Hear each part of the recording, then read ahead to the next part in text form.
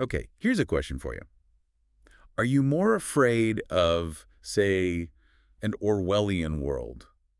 External control, oppression, or maybe something more like Huxley's vision where we just happily distract ourselves into oblivion? That choice. That's pretty much the heart of Neil Postman's argument in his 1985 classic, Amusing Ourselves to Death.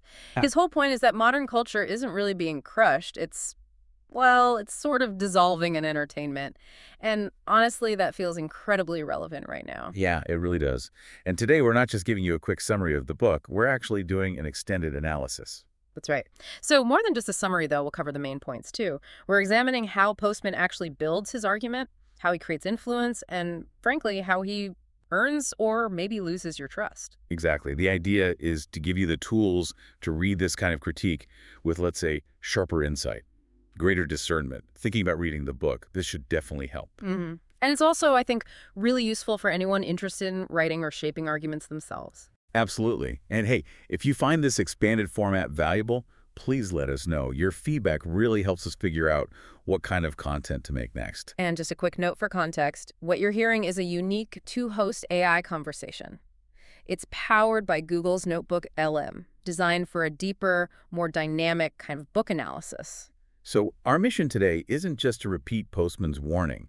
It's to really unpack the rhetorical toolbox he used, the appeals, the tone, those historical comparisons that made his critique so powerful back in '85. And why those same strategies perhaps help us make sense of, well, the digital world today. Okay, so to really get the lasting impact of this argument, you first have to appreciate the sheer authority the ethos Postman brought to it. This wasn't just some random commentator, right? Oh, absolutely not. I mean, you can't just wave this off as someone complaining about new technology. So how did he establish that weight, that credibility right out of the gate? Well, first off, he was a major figure in media theory, a distinguished professor at NYU, the Paulette Goddard Chair, no less. And crucially, he founded NYU's graduate program in media ecology way back in 1971. 71, wow. Okay, so he was studying the cultural impact of media long before, say, the internet or even widespread cable. Exactly, long before it was trendy. Plus, he had a doctorate from Columbia University's Teachers College, Ed D, and he'd already written, I think, over 20 books on technology, media, education, that kind of thing. Right. So that extensive background, that deep expertise, it just immediately gives his critique substantial ethos. It frames it as a serious scholarly investigation, not just, an angry rant. Okay, so he's got the credentials. But why this specific book, Amusing Ourselves to Death, in 1985? What was the urgent issue, the exigence, that made him feel he had to write it then? The timing, the exigence, was crystal clear. It was the peak, really, of broadcast and cable television's dominance. TV wasn't the new kid on the block anymore. It was essentially the center of public life, how people got their news, their politics, everything. And Postman saw this shift away from print-based culture, from rational linear discourse, toward the demands of television.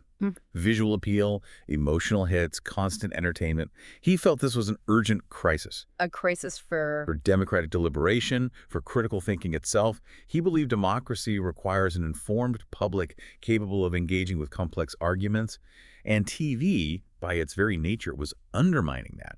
It favored showmanship over substance. So he wasn't just worried about bad TV shows. He was worried that the medium of TV was changing how we thought about everything, even serious stuff like politics or news. Precisely. He was arguing, look, the problem isn't just what's on TV. The problem is that TV is the main way we experience the world now, and its grammar is entertainment. And who was he aiming this argument at? Who was the intended audience? Primarily, I'd say educated readers, people already concerned about a perceived decline in cultural standards or the quality of public debate. But he wrote it accessibly enough for a general audience, too. He wanted to give those concerned readers a framework, a theory, to understand why things felt like they were getting shallower. Okay, let's shift gears a bit and talk about the core logic of the book, the logos. He famously took Marshall McLuhan's idea, the medium is the message, and tweaked it to the medium is the metaphor. Why that change? What's the significance? It's a subtle but really important shift. The medium as the metaphor implies that each communication technology doesn't just deliver information. It actively shapes our understanding of what information is, what reality looks like. It provides the governing metaphors for our thinking. So McLuhan was more about the sensory impact, how a medium changes our senses, but Postman was focused on how it changes our cognition, our Yeah. culture. Exactly. Postman argued that a print-based culture cultivates certain metaphors for thought. Linearity, detachment, complex syntax, sustained attention. Television, on the other hand, cultivates very different metaphors. Immediacy, visual stimulation, emotional response, fragmentation, brevity. And he builds this logical case using a strong historical contrast, doesn't he? He spends a lot of time talking about 18th and 19th century America as this peak print culture. He does. He uses examples like the Lincoln-Douglas debates, hours-long, deeply complex arguments based on written texts as evidence of what public discourse could be like when print was the dominant metaphor. Yeah, it's almost impossible to imagine sitting through something like that today, just listening to dense arguments for hours. Right. Our whole expectation of engagement has changed. Right, and Postman uses that contrast deductively. He establishes the characteristics of print culture discourse, then shows systematically how television's inherent need for visual appeal and entertainment value necessarily transforms politics, news, religion, education, everything it touches, Right. into a form of show business. And to really drive that point home, to make this abstract theory feel real and, frankly, a bit scary, he uses that incredibly powerful central metaphor, the peekaboo world. Ah, yes. That's probably his most famous contribution from the book. It's a brilliant piece of rhetoric. How does it work? What does it capture? It captures the fragmented, context-free nature of information presented on television, especially news. An issue appears peekaboo. Maybe a war, a political scandal, a natural disaster.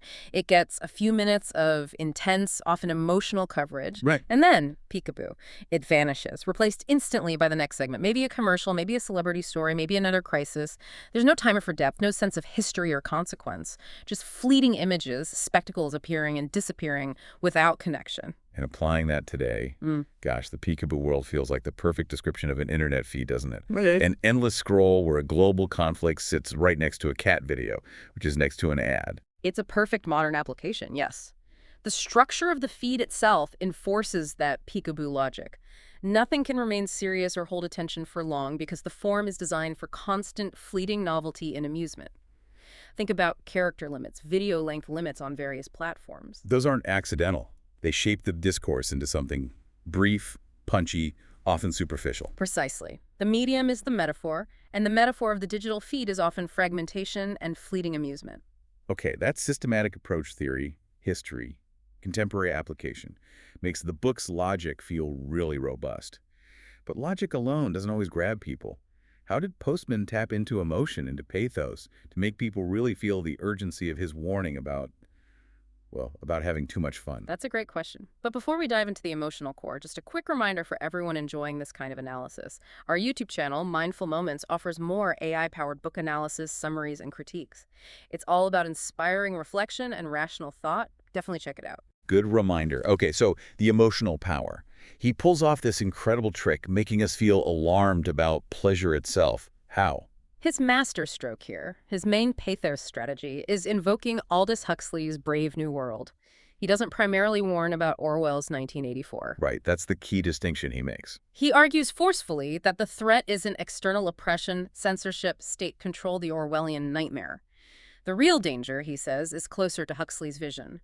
A society that willingly, even happily, sacrifices its critical faculties, its history, its engagement with serious ideas, all for the sake of endless entertainment and trivial diversions. The electronic soma, if you will. So the threat isn't that Big Brother is watching us, it's that we're too busy watching whatever distraction is on the screen to even notice or care. Exactly. It reframes the entire danger. It's not that information will be banned. It's that information will be drowned in a sea of irrelevance presented as entertainment until we lose the ability to even recognize serious discourse, let alone engage in it.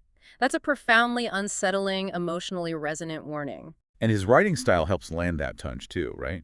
It's academic but not stuffy. Correct. He maintains a tone of scholarly authority, but it's blended with accessible language and, crucially, a sense of genuine concern, almost sorrow, for what he sees as the erosion of democratic culture. He sounds less like an alarmist and more like a worried, knowledgeable observer, which actually enhances his credibility and the emotional weight. Okay, but no argument is perfect. Yeah. Every critique has its context, its potential blind spots. When we put amusing ourselves to death to the trust test today, nearly 40 years later, where do we see its limitations? Where might Postman have oversimplified or missed something crucial? The biggest limitation, inevitably, is its 1980s context. Postman's analysis is laser-focused on broadcast and cable television, a fundamentally passive one-to-many medium. He completely missed the digital revolution, the internet, social media. He couldn't have foreseen it, really. He didn't anticipate the interactive nature of digital media, the rise of user-generated content, social platforms, participatory culture. His model is based on people passively consuming professionally produced entertainment. Whereas now, Yeah. we're often the ones creating the entertainment, performing for the algorithm for each other. That feels like a different dynamic. It is a very different dynamic. His critique doesn't fully account for a world where we are both the audience and the performers in the ongoing spectacle. That's a significant gap looking back. Are there other potential weaknesses? What about the charge of elitism that sometimes gets leveled against him? That's a fair point to raise. His defense of print culture and his critique of television's effects can sometimes come across as, well, culturally elitist. There's an implication that mass entertainment is inherently less valuable or intellectually degrading. Right. And that risks ignoring the ways television and even digital media have actually democratized access to information and diverse cultural perspectives, maybe in ways print culture never did.